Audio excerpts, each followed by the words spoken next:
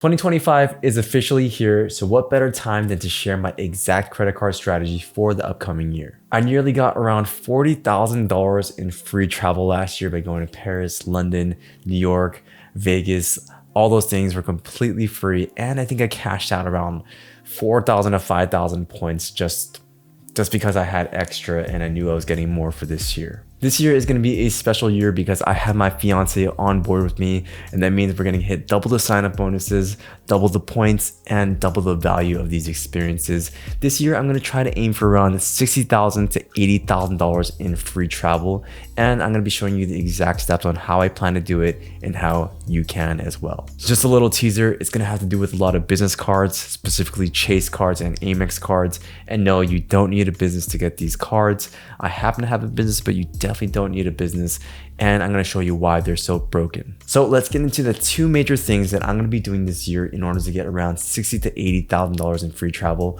Our honeymoon is coming up, and that's why I'm trying to maximize our trips. I really want this to be special, and most of all, I want it to be free. Step one, we're going to be churning Chase business cards. Chase business cards are some of the best cards on the market because they have the best sign-up bonuses.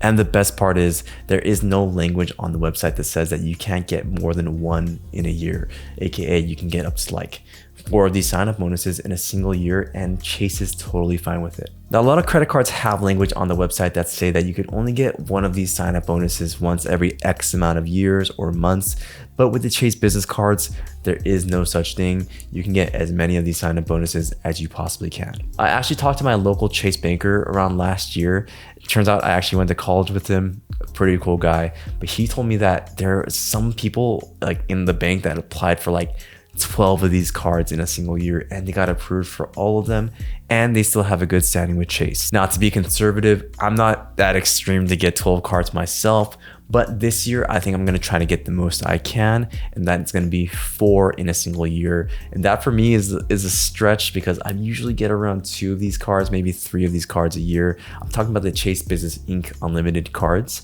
So this year I'm going to try to get 4 for me and 4 for my fiance. Now the trick here is that we're going to refer each other to these cards. So we're going to get 20,000 points every time we sign up for these cards. And if we sign up for 8 of these cards between the 2 of us, that's going to be an additional 160,000 points just from referrals by referring each other. Now, usually these sign-up bonuses are 75,000 points on the low end, and on the high end, when they have an offer, it's going to be 90,000 points. So if we get 8 of these cards, on the low end, we can get around 600,000 ultimate rewards points, and on the high end, we can get anywhere from like 720,000 ultimate rewards points. Plus, because we're going to be using those referral links, we're going to refer each other every time we get these cards, we're going to have an additional 120,000 ultimate rewards points. So we can get anywhere from 720,000 points all the way to 840,000 points this year, which is going to be the ultimate goal. So now there's this very specific system that you had to follow to get these business ink cards. You can't just get one every week. It's going to be abusing the system. It has to be in a very specific allotted amount of time.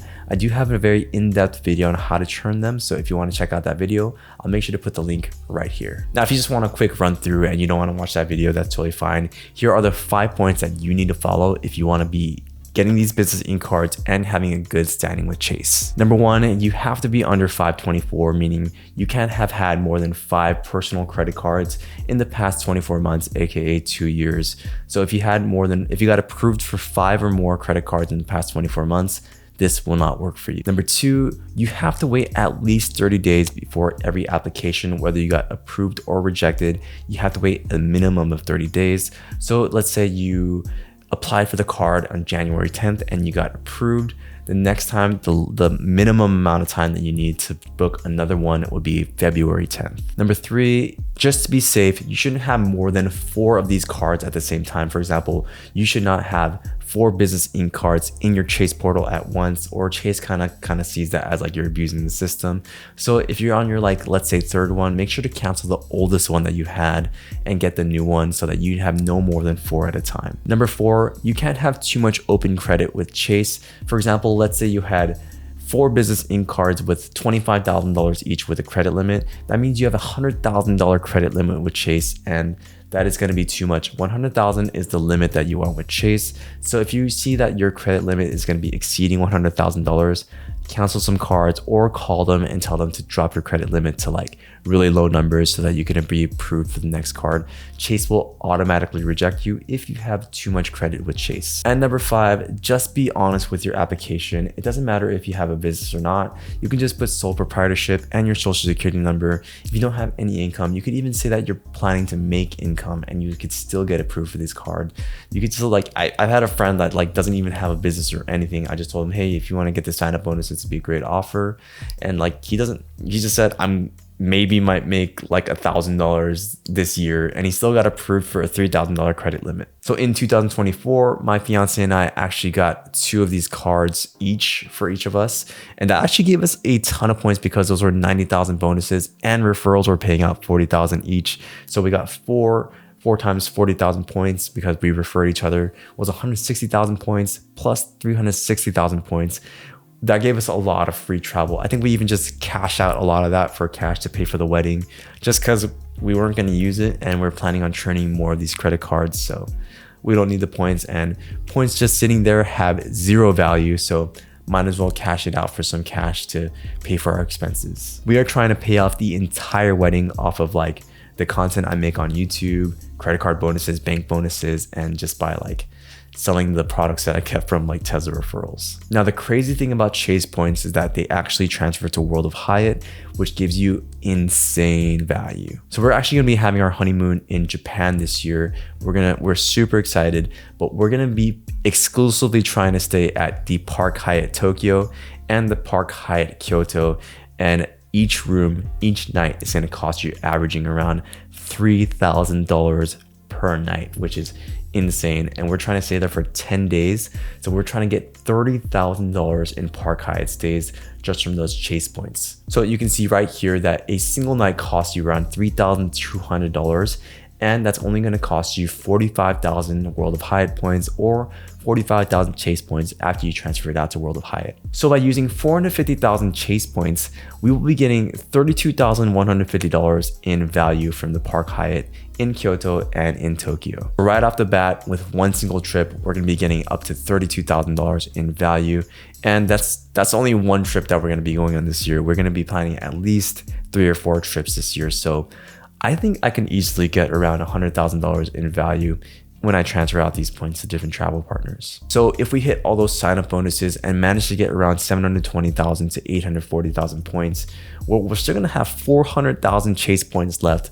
We could either cash that out for like $4,000, or I could plan another extravagant trip like this, another Park Hyatt stay, maybe in New York, for example. We actually did that last December. We stayed at the Park Hyatt in New York for 3 days.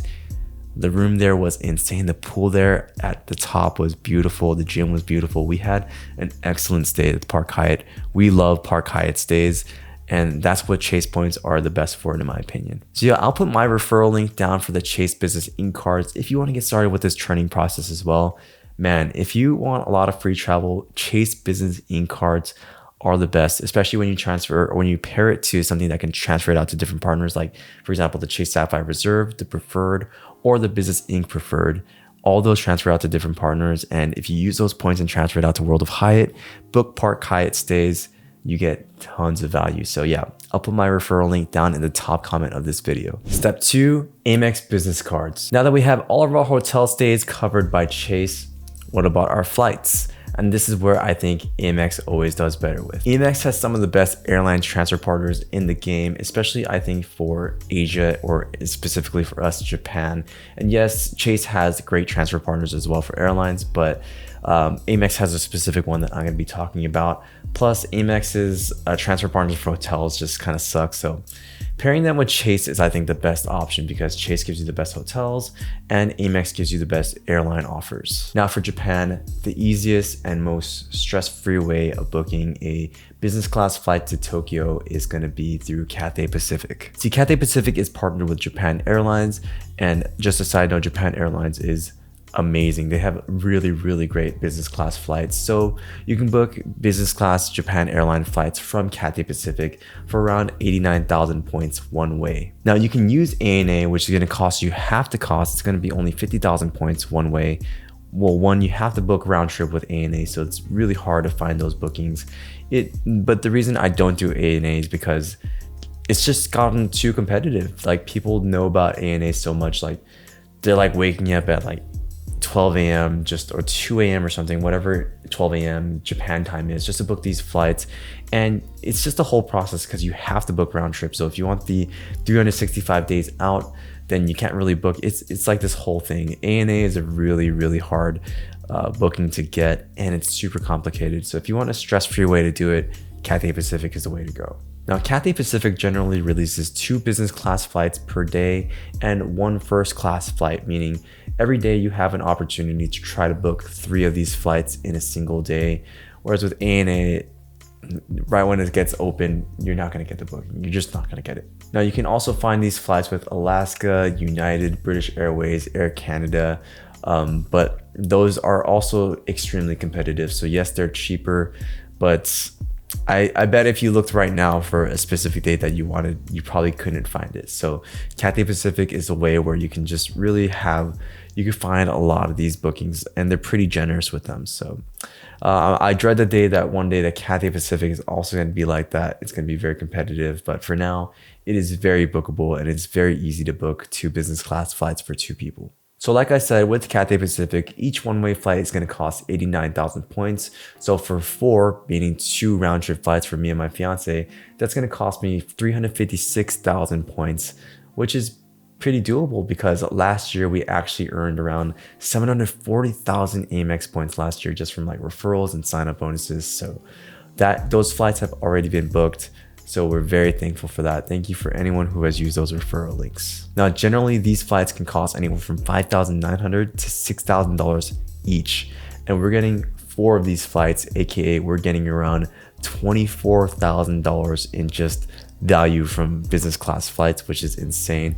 And these flights are like, they feel like $6,000 flights. They're crazy. It is such a great experience to go to Japan in a Japan Airlines flight. The service is amazing and the seats are super comfortable. If you ever have the opportunity to go Japan Airlines business class, try it out. It will change your life. Now, Japan isn't the only trip we're going to take this year. We always go to New York at least once a year, and we always go business class flying American Airlines in business class as well. That's the only transcontinental flight I think that gives you business class lie down flat seats, and it is really nice. Now you're probably saying, Phil, no one transfers to American Airlines after Bilt got rid of it, but now American Express transferred to Alaska Airlines, and that's where you get a lot of value here. You can book American Airlines business class flights with Alaska Airlines because they're partners, and it makes flying so much more realistic with Amex points. So to replenish my points that I lost from my 356,000 booking, I'm trying to get 300,000 more points by getting the Amex Platinum card, the Amex Business Platinum card this year, so that I always have around 300,000 points on hand. We like to travel a lot, maybe 4 times a year, and we always try to go business class. So I always want to replenish my Amex points as much as possible. And yes, the Platinum card gives you a 300,000 point offer after spending around $20,000. And yeah, it's gonna be hard to find, but once I find that offer, I'm gonna get it right away. Now, since we're planning on probably going to New York maybe once or twice this year, the way to do it is with Alaska Airlines, and you can book an American Airlines business class flight from LAX to New York for only 35,000 points, which is insane. So for 4 or 2 round trip flights or 4 one-way flights, that's gonna cost you anywhere from like 140,000 points for like really, really nice business class flights to New York. Now, generally these one-way flights cost you $1,000 for each one-way flight, or $2,000 round trip.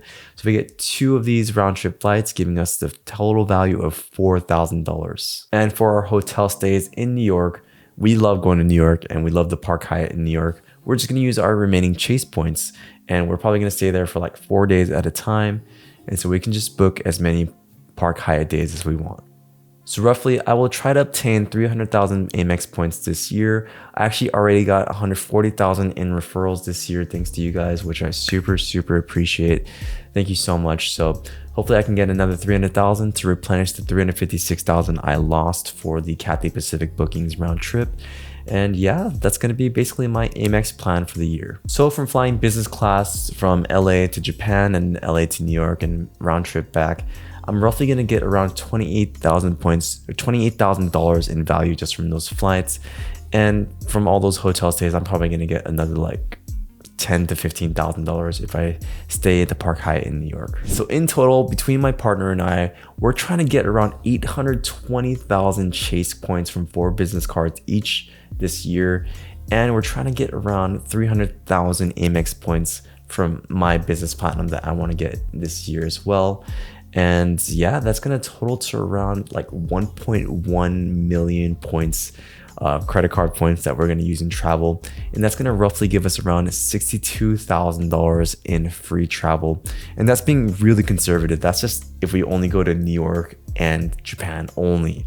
We generally like to go for like 3 or 4 travel destinations in a year. So I'm probably gonna hit around $80,000 to $90,000 in free travel benefits this year. And I'll make sure to post that video at the end of this year and kind of tally up all the earnings that I had in 2025 and see if I beat that 60,000 benchmark that I put for myself. So what do you think about my strategy of getting 8 business cards from Chase and 1 business platinum card this year? Is this something that you'd be interested in as well? Is churning something that always interested you and you've always wanted to try? Let me know down in the comments below. So yeah, once again, I will put the referral link to the Chase Business Inc. cards and the Chase Business Preferred cards if you want a card that transfers out to different partners. I think the bonus right now is only 75,000 points. It will be 90,000 points sometime this year, so make sure to look out for that as well. But yeah, thank you guys so much for watching. I hope you guys learned a lot about churning these business cards and the value that you get from them. And yeah, I hope that you guys can start your churning journey as well and still be with a good relationship with Chase. But yeah, see you guys on the next one.